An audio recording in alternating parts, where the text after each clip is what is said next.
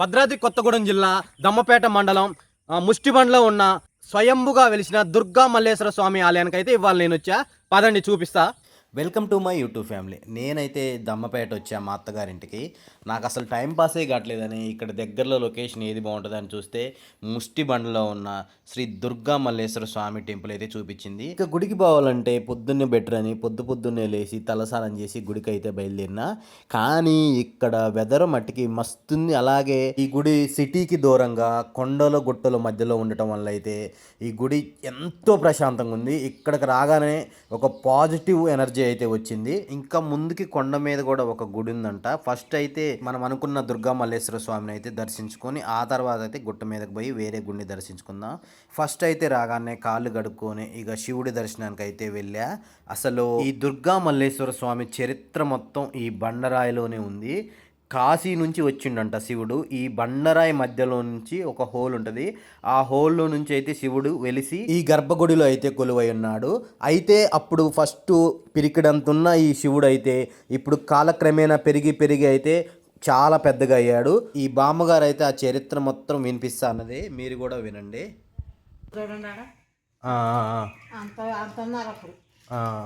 తర్వాత ఎదుగుతున్నారు. ఇప్పుడు ఆ రాయి స్వామి రాముది ఆ రాయిలో నుంచి వచ్చారన్న, కాశీ నుంచి వచ్చారన్నమాట.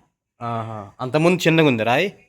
అంతే ఉందండి. ఎప్పుడు అంతే ఉంటుందా లేకపోతే పెరిగిద్దా? స్వామి పెరిగారు కానీ రాయి పెరగదు. స్వామి పెరిగారు.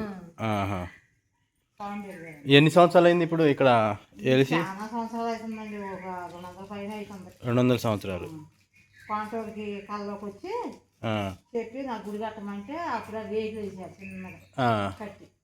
రేకులు వేసి ఇప్పుడు గంగాధర గారు మోడుకున్నాక గుడి కట్టి చక్కగా ఇదంతా శుభ్రం చేసి ఇక్కడ దాకా ఉందండి గుట్ట.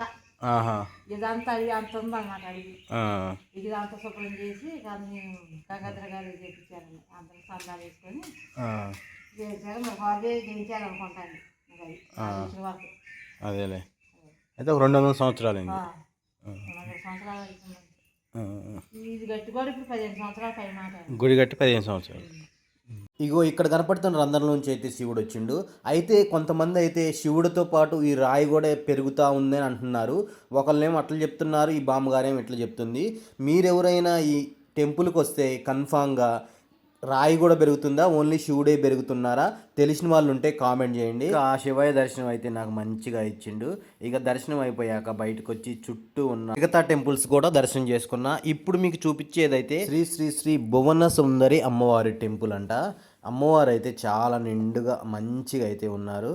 ఈ అమ్మవారి దర్శనం అయిపోయాక అయితే పక్కనే ఉన్న ఇంకో టెంపుల్కి అయితే వెళ్ళా. ఈ గుడి అయితే కాలభైరవ స్వామి గుడి. కాలభైరవ స్వామిని కూడా దర్శించుకొని పక్కనే ఉన్న సుబ్రహ్మణ్యేశ్వర స్వామి గుడికి కూడా వెళ్ళా. సుబ్రహ్మణ్యేశ్వర స్వామి దర్శనం కూడా అయిపోయింది నాకైతే. ఇంకా ఇక్కడున్న టెంపుల్స్ అన్నీ ఆల్మోస్ట్ అన్నీ కవర్ చేశాయి. ఇక్కడ గుడి దగ్గరనే ఉన్న పక్కన ఉన్నాయి. ఇది యాగశాల. ఇక్కడ ఏదన్నా పూజలు చేయాలంటే ఇక్కడే. ఈ గుడి కట్టేటప్పుడు అంట ఈ కొండలన్నీ తొలిచి అయితే కట్టించారంట. అందుకే పక్కనే కొండలు ఉన్నాయి. ఇంకా ఇదైతే కళ్యాణ మండపం. శివరాత్రి కానీ ఏదైనా ప్రత్యేక సందర్భాల్లో ఆ స్వామివారి కళ్యాణం అయితే ఈ మండపంలో జరుపుతారు. ఈ గుడి ముందు అయితే కోనేరు ఉంటుంది. ప్రజెంట్ అయితే వాటర్ లేవు. ఇక్కడ వాటర్ ఉంటే మట్టికి చుట్టుపక్కల ఉన్న పిల్లలందరూ వచ్చి ఇక్కడ ఈత కొడతారంట. ఇక్కడ కొండ మీద ఇంకొక గుడి ఉంది, ఇక్కడికైతే వెళ్తున్నా.